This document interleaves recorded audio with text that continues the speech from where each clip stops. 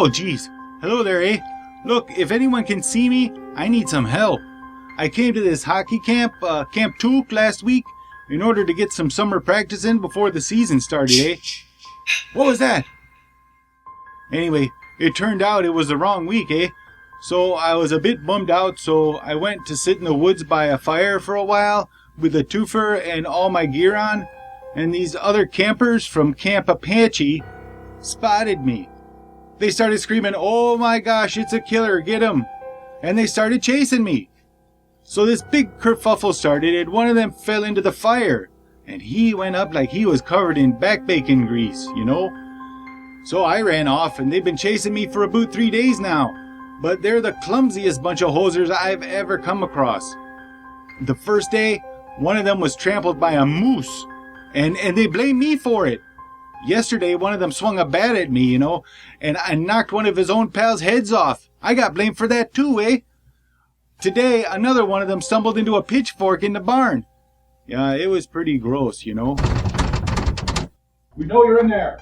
You're gonna pay for what you did to our friends. Take off, hosers! You did that yourselves! Leave me alone, eh?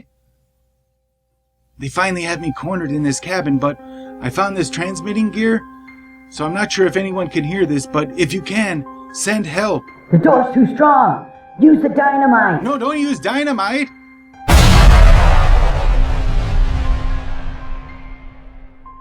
Oh, well, I guess I'm gonna be okay, eh? If someone could send a cleanup crew, that would be great. I guess while I'm waiting, I can tell you the whole story. It all started last Friday. Last Friday from Ares Games is a horror game in which one player takes on the role of a maniac killer, and the other players are the campers of Camp Apache. The campers must investigate the camp to reveal its mysteries while trying to survive the murderous attacks of the maniac and try to defeat him. The maniac's job is, as you may have guessed, to eliminate all of the campers. A full game is split into 4 chapters, and the goals of each chapter are very different for the players and the maniac. This is a hidden movement game along the same lines as Fury of Dracula or Letters from Whitechapel, but the twist in this game is that the hunter changes in each chapter. So in Chapter 1, the maniac is trying to catch and eliminate all of the campers before they find the keys and lock themselves in one of the cabins. In Chapter 2, the campers chase the maniac trying to get their revenge. The maniac has to hide for 15 rounds, and the campers are trying to find him and kill him or her before time runs out. In Chapter 3, the player who killed the maniac, or the player closest to the maniac at the end of Chapter 2, becomes the predestined, which is thematically that one camper in the movies who survives and destroys the killer at the end, at least until the next movie is released. So the predested's job is to escape the maniac until the end of 15 rounds. The other campers try to slow down the maniac to protect the predestined, even at the cost of their own lives, if necessary. And the maniac's job is to hunt down the predestined. And in the final chapter,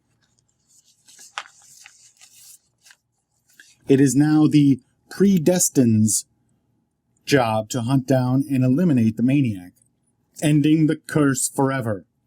The campers are trying to block the maniac so he can't escape, and the maniac is trying to hide until nightfall, which is after 15 rounds, when he finally automatically kills all of the campers and wins the game. The game can actually end a couple of times along the way. So in Chapter 1, if the maniac kills all the campers, he wins. And in Chapter 3, if the maniac kills the predestined, he also wins the game. You can play a shorter game with the special single chapter modes listed in each of the chapters. If you really aren't up to playing the full game, that's up to you. The game has a large board depicting all of Camp Apache, which is covered in numbered dots interspaced with smaller blank ones. Let's just zoom in a little so you can get a look at that. See? The players will be moving on the smaller blank dots, and the maniac moves secretly along the numbered ones. Secretly. The maniac has this separate screen and board that you slide a blank piece of paper into, and they track their movement by writing the number of the circle they're moving to into these spots on their board. And there's a separate track for each chapter, so like this is round 1 in chapter 1. It goes all the way up to round 15, and there's chapter 1, 2, 3, and 4 if you're playing through an entire full game. So this one piece of paper that you've got in here will cover all 4 chapters. And it's a screen. It's also got the entire board inside here, so you don't have to look at the board to see the numbers. And it's got some other useful things on the sides, if you like useful things on the sides. The Maniac has 5 special tokens that they can get during gameplay that gives them this special move that they can perform. So the axe allows them to break down the door of a closed cabin, giving them access to the possibility of a secret passage. The invisible token allows the Maniac to stay hidden during a round when they're supposed to reveal themselves. The plot twist allows the Maniac to take one final turn after the end of the current chapter, thematically giving them one final strike before it's all over. And the shadow token allows the Maniac to reveal an adjacent numbered space instead of the one that they're actually on during a turn that they have to reveal themselves. And the supernatural chase token lets the Maniac move 2 spaces instead of 1 on their current turn. And the Maniac also has a few special moves, like using a secret passage if he successfully opens one, and swimming across the lake, or going into a murderous rage if he kills one of the campers, which means he gets to take an extra move. The campers now, they have a longer route to move along the board, since there's many more smaller dots than the large numbered ones that the Maniac moves along. The campers can collect clue tokens, which have special abilities that they can use on their turn, and these include the acute hearing token, which forces the Maniac to reveal if they're next to the camper if you use this token. The bear trap blocks the Maniac from moving past it unless they reveal themselves to remove it. The lantern lights up the numbered dots adjacent to where it's placed, so that will reveal the Maniac if he crosses into the light. The shovel allows a camper to remove a corpse token from the board, and the board starts with 2 corpses. The horrible corpses of the camp counselors who were eliminated before the game even starts. And more tokens pile up as the game continues and players get killed. And then finally, the sneakers token allows the camper to move an extra space. The campers also have the ability to use the boat token, right here, to cross the lake if they happen to be where the boat is.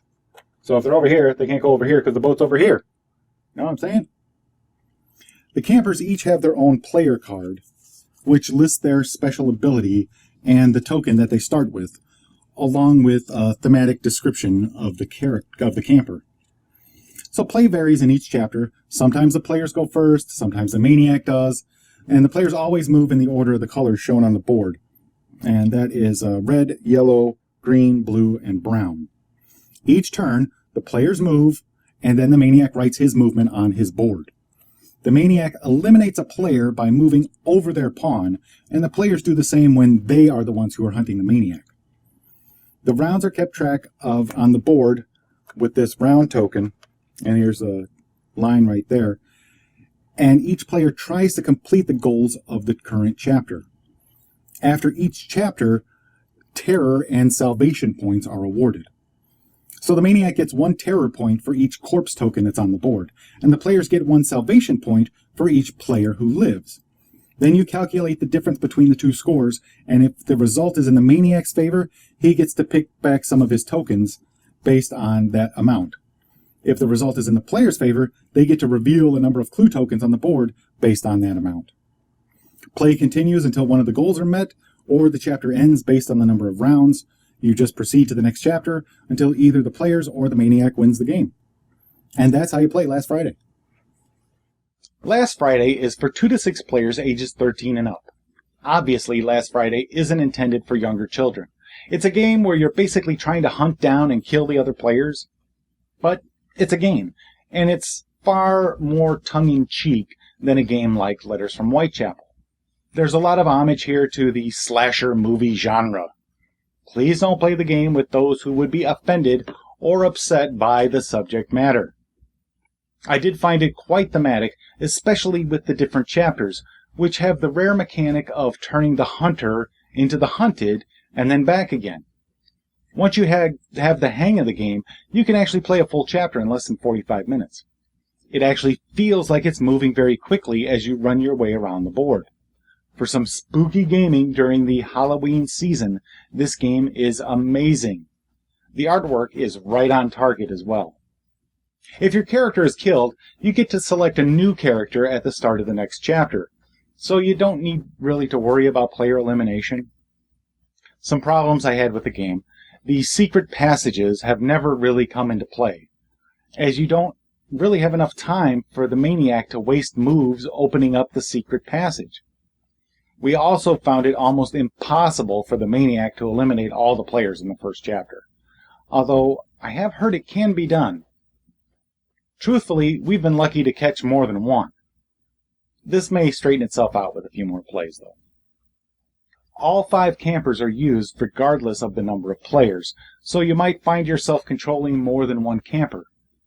In this way, it's less fun with 2 or even 3 players, as controlling 3 to 5 campers can get a little tedious.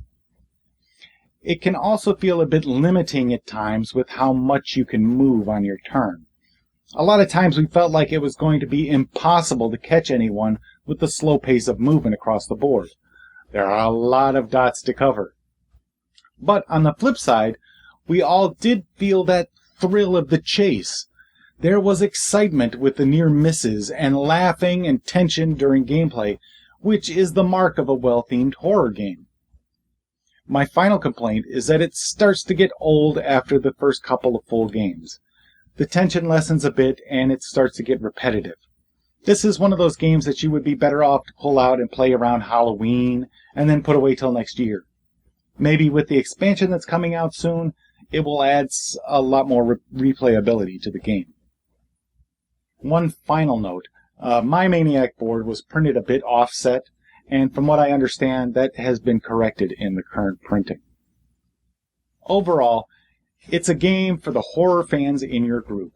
If you enjoy games like Scotland Yard, Letters from Whitechapel, and Fury of Dracula, you should have some slasher flick fun with Last Friday.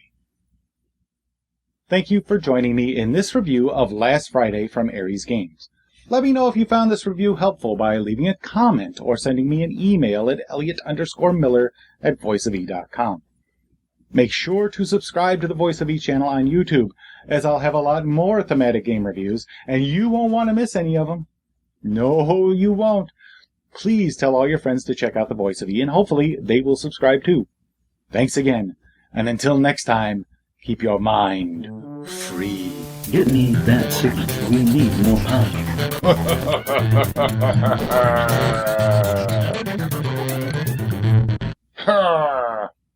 Okay, I'm ready to go. Oh, where'd everybody go, eh? Oh, no.